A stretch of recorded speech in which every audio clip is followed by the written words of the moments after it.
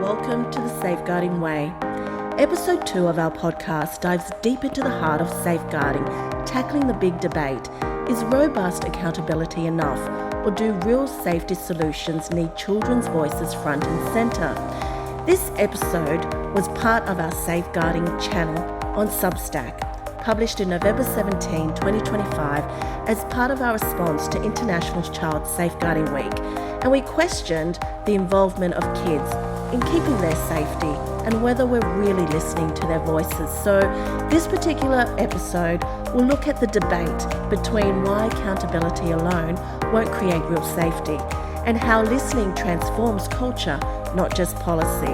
And the real heart of it is what real participation looks like for kids. Yes, they know what safe really feels like. So get ready for this debate at The Safeguarding Way regarding accountability versus child participation. Who really keeps kids safe? Welcome to the debate.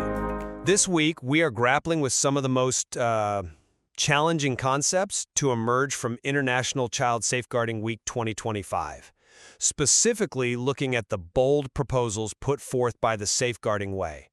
The central question they raise, and the one we're really tackling today, is about prioritizing prevention. And it's a necessary, I think, a very hard look at the reality of systemic failure. Absolutely. So we're debating where the primary prevention efforts should focus. Should we prioritize the systematic inclusion of, child perspective and co-design as the core strategy for empowerment and awareness?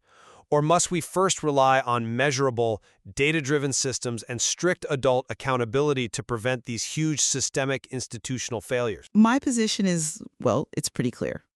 Robust institutional accountability and these rigorous, measurable frameworks, they have to be the non-negotiable foundations. We must focus on the adults and the systems they manage to combat what the material correctly, I think, identifies as safeguarding theater. I see why you prioritize that foundational structure. I really do. But I'm going to argue that child participation is the critical, proactive prevention strategy. It's the strategy that truly shifts the culture, that builds accessible tools, and ensures those systems are actually rooted in lived reality. I fully appreciate the moral imperative of including children's voices. I do. However, we have to confront the functional reality. Institutional abuse is fundamentally a catastrophic failure of adult systems. It's not simply a lack of child understanding. But those systems, right now, are failing the end user. The current institutional user interface for safety, the policies, the procedures, it's often so dense and unintelligible because it's designed entirely without the input of the very people who need to use it. That's an interesting point. But I think it risks confusing accessibility with enforceability.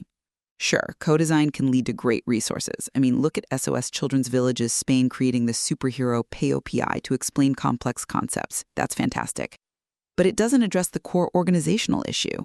We need to transition from policies that exist only on paper, what we're calling safeguarding theater, to data-driven approaches that enforce genuine practice. See, that inability of institutions to translate policy into accessible, protective reality is precisely why the specialist Belina G describes this moment as requiring a human-centered revolution.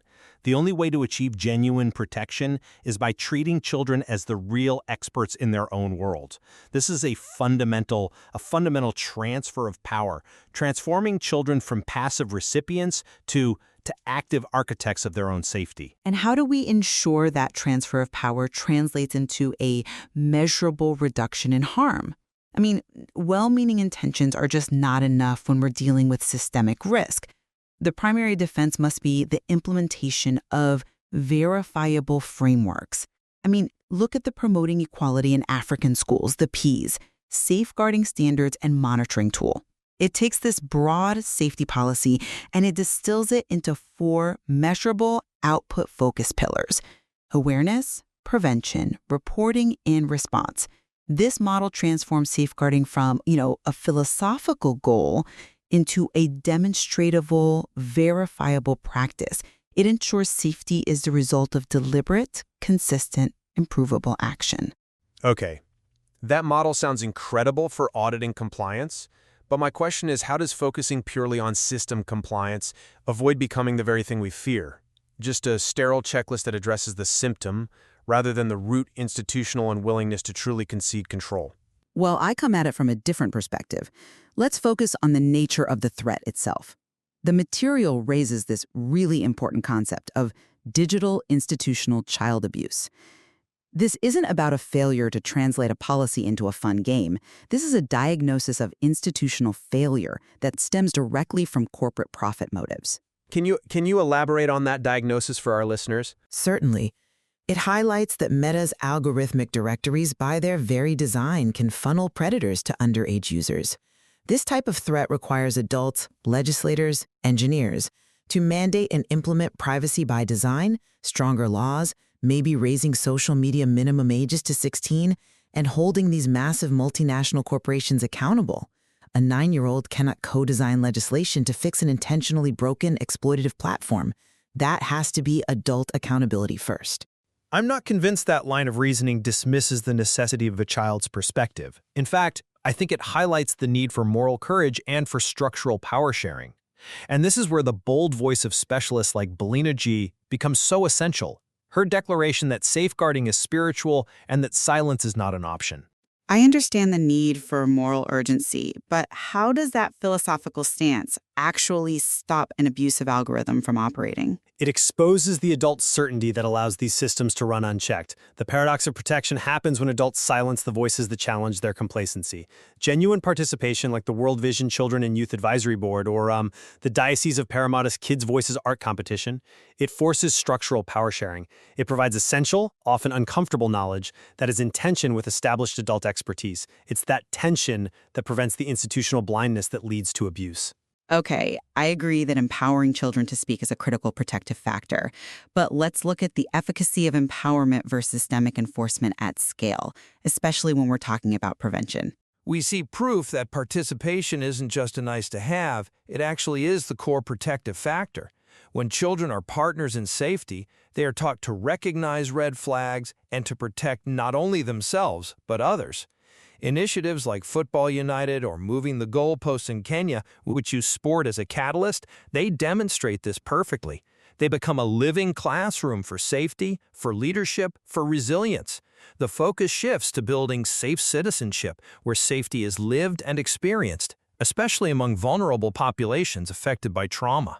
Right, and those grassroots initiatives, like the one in Western Sydney using soccer as a bridge between cultures, they are transformative at the community level. I don't dispute that. But this brings us back to scale and consistency. If we rely on localized community success, we risk creating pockets of brilliance without institutionalizing safety across an entire country or a whole organization. So if we have the insights, why can't we formalize them? We absolutely should formalize them. But that formalization requires adult-managed operational pillars. Even the best participatory event safeguarding relies on the operational framework, a pre-event risk assessment, clear consent procedures, and, crucially, continuous learning. The feedback loops that children provide must be formally managed by professionals to ensure those insights are consistently honored, replicated, and enforced across all sites. Without the foundational systematic approach, that PEAS model applied universally, community-based participation just risks remaining isolated, failing to provide protection where compliance is lowest. I concede that feedback loops have to be formalized, but I maintain that the knowledge required for genuine protection cannot be generated solely by professional checklists. Survivor and lived experience knowledge is essential. It brings truths that no algorithm can detect, and it's the absolute backbone of trauma-informed design. That human insight is vital for improving resource quality, yes, but I think you're missing the fundamental immediate duty of the institution, which is to protect the vulnerable who, as Scripture reminds us, cannot speak for themselves.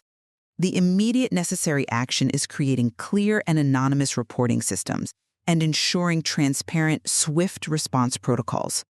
The strength of a systematic model is its ability to enforce accountability across diverse geographical and cultural contexts.